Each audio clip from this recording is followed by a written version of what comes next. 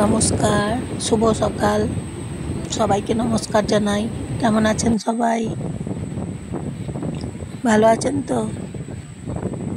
মোহনা ঢেউ উপভোগ করুন। আমি উপভোগ করছি ঢেউ, দীঘা মোহনা ঢেউ, এবং সবাই উপভোগ করছে এবং খুব ভালো লাগছে দেখতে। ঢেউ আসছে কি সুন্দর, একের পর এক ঢেউ চলে আসছে, দেখতে ভারী ভালো লাগছে ঢেউগুলো। সাবস্ক্রাইব করবেন আমার চ্যানেল আর শেয়ার করবেন,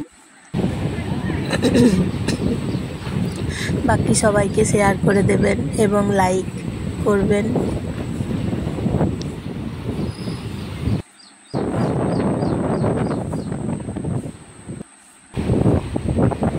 জোয়ার ভাটা হয় জানেন তো, পূর্ণিমাতে এবং অমাবস্যাতে জোয়ার ভাটা হয় সমুদ্রে। জল তখন একদম অনেক কাছে চলে আসে, ঢেউগুলো বড় বড় তখন হয়ে যায়।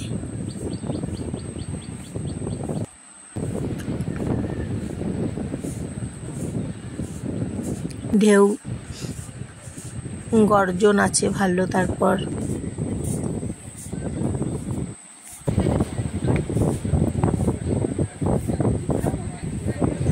আর এই যে দেখছেন পাথরগুলো, এই পাথরগুলো দেখুন, সুন্দর ডিজাইন।